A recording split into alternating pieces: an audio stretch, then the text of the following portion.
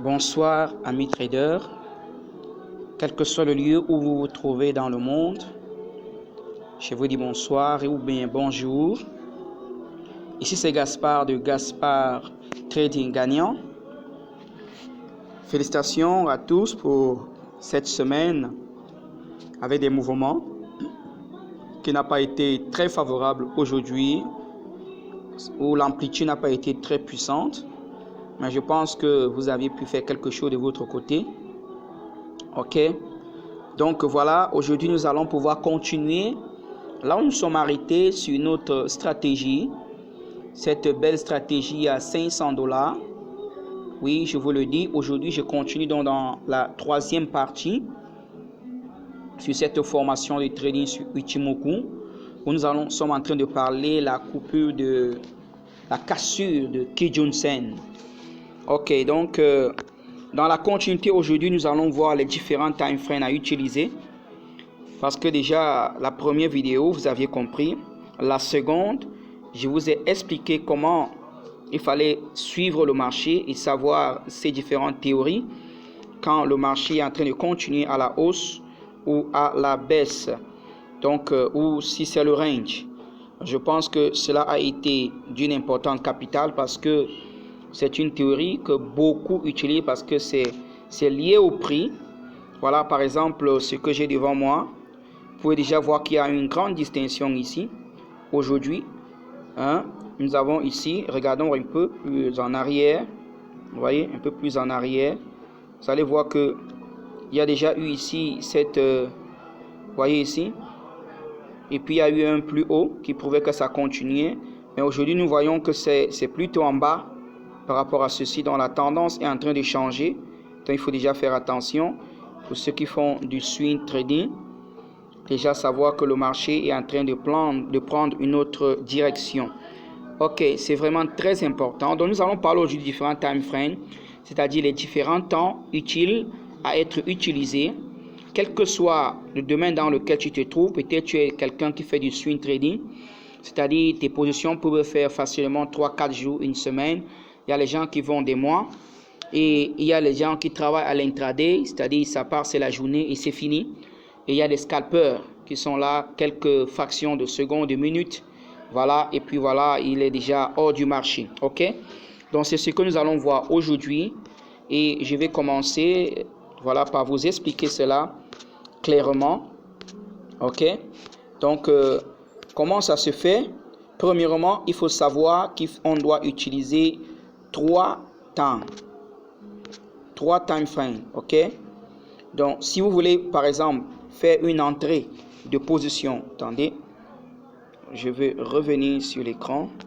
Donc, si vous voulez faire une entrée de position, par exemple, là, vous voulez faire une entrée de position sur 5 minutes ou sur 1 minute, ok, il faut déjà prendre les 2 time frames supérieurs. Mais seulement, chez moi, je n'utilise pas 30 minutes parce que j'ai cadré mes temps en fonction de quart. Quand je quitte sur 4 heures, je suis sur 1 heure. Et de 1 heure, je suis sur 15 minutes. De 15 minutes, je suis à 5 minutes ou alors à 1 minute. Ok? Donc, je ne dis pas trop 30 minutes. C'est vrai, il y a une stratégie de 30 minutes, mais je ne l'utilise pas trop. Ok? Donc, voilà. Ça veut dire 3 time frames. Vous voulez faire votre prise de position sur 5 minutes. Sur 5 minutes. 5 minutes. Alors, vous devez regarder les 2 autres temps supérieurs, c'est-à-dire 15 minutes et 1 heure. Ok? C'est ça que vous devez regarder. 1 heure ici. Ok?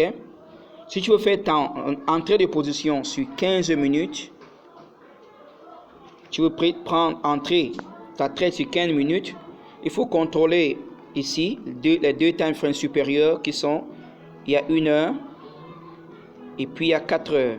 Ok?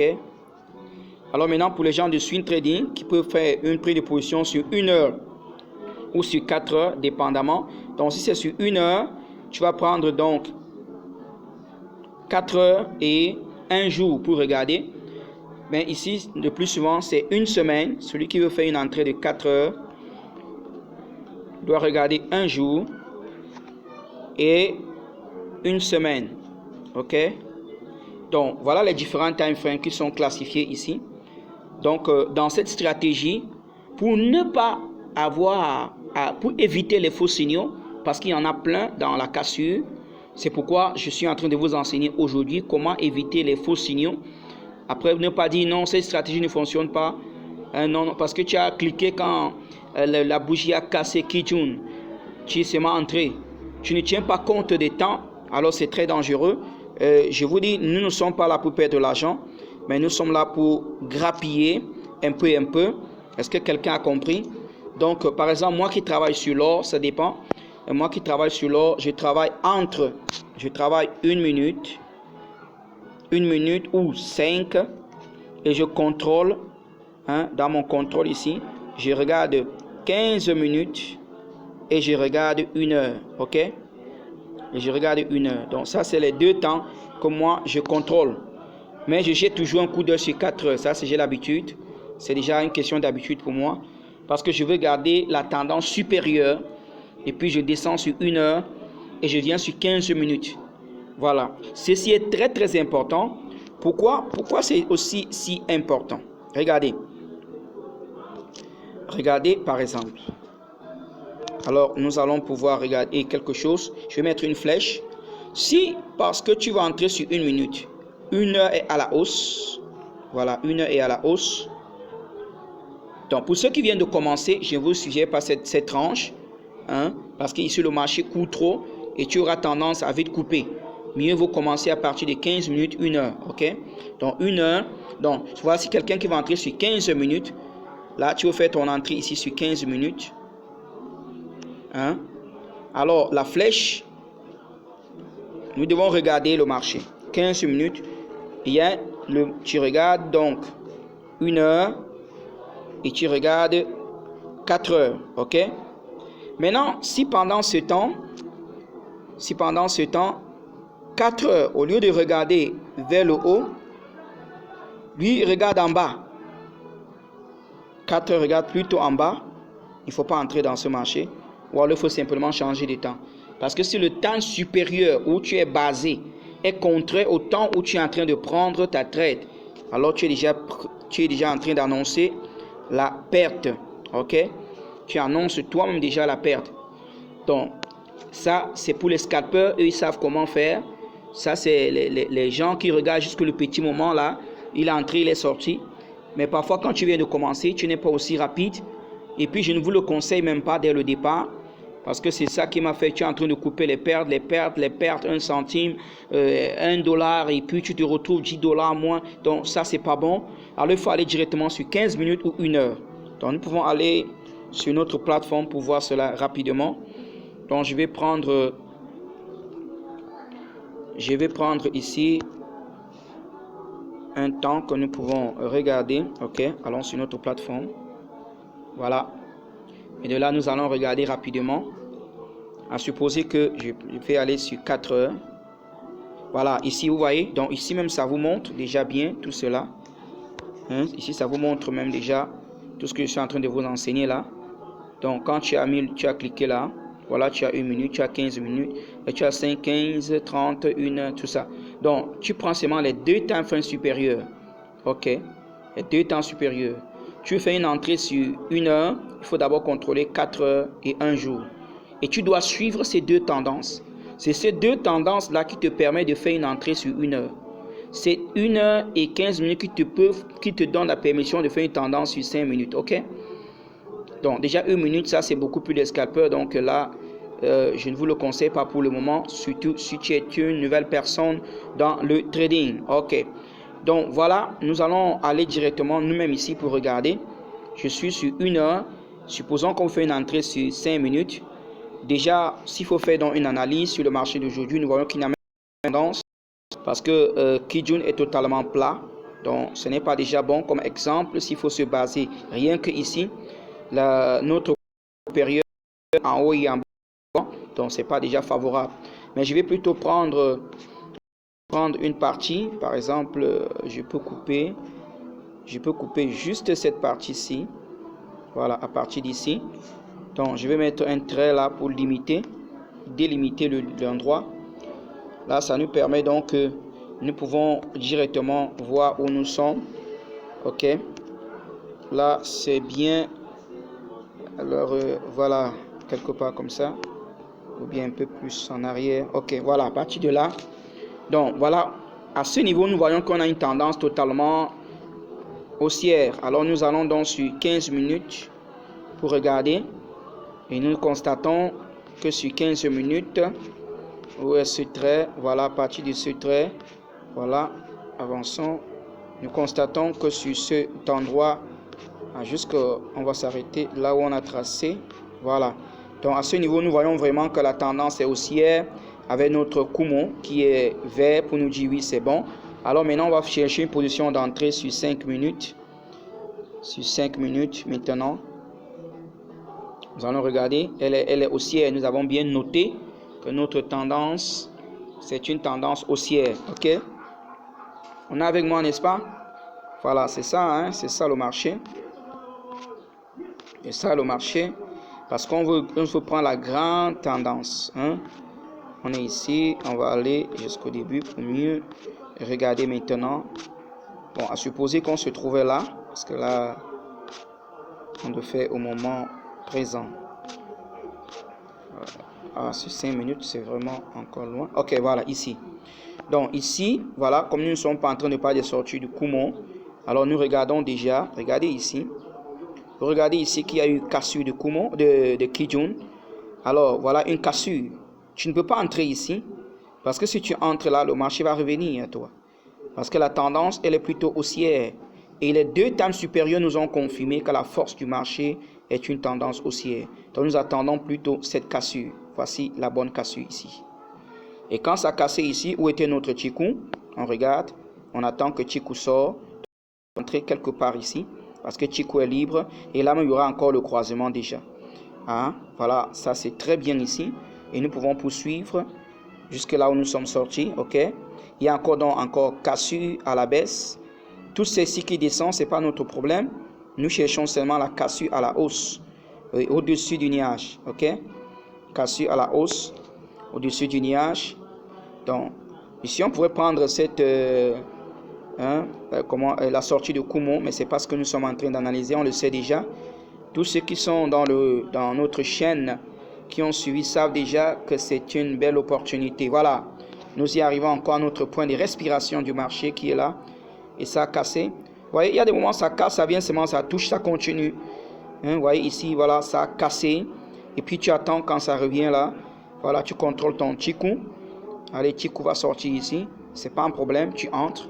Voilà, parce qu'il faut toujours entrer avec l'assurance. Avec Chikou, c'est ça. Tu peux entrer tard. Mais tu es sûr déjà que tu as quelques pipes à prendre. Quelques points.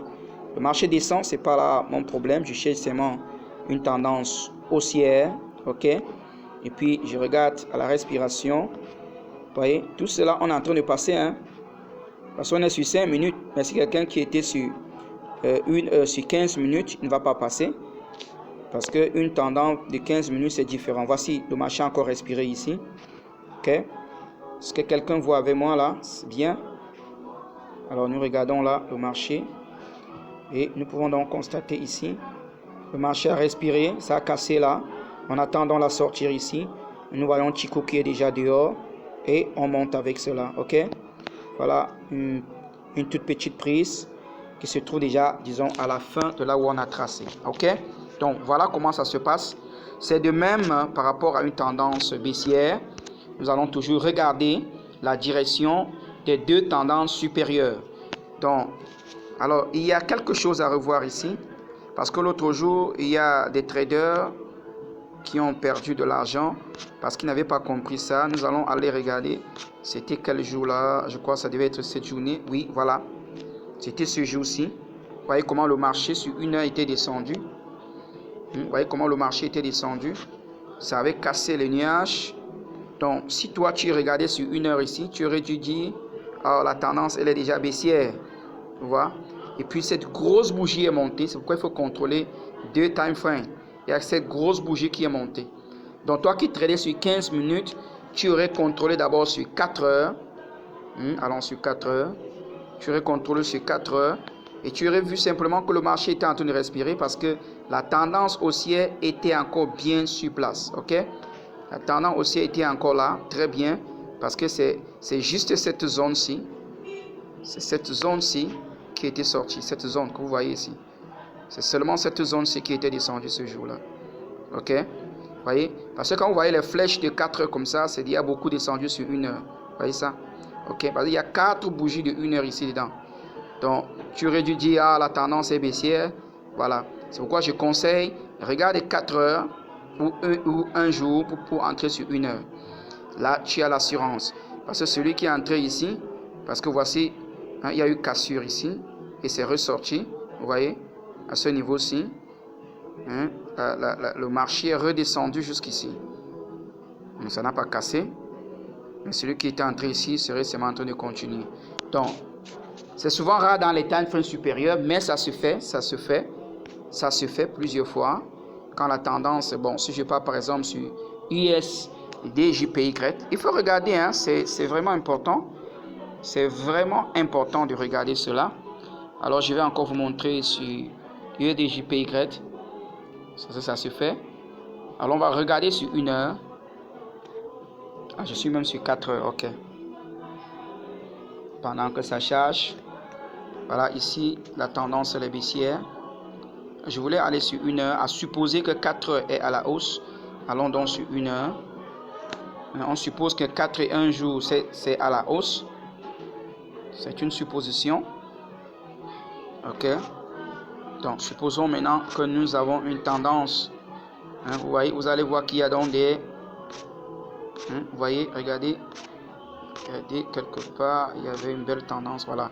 C'est ça que je cherchais, effectivement. Vous voyez ici, c'était 1 heure qui a fait des jours à la hausse.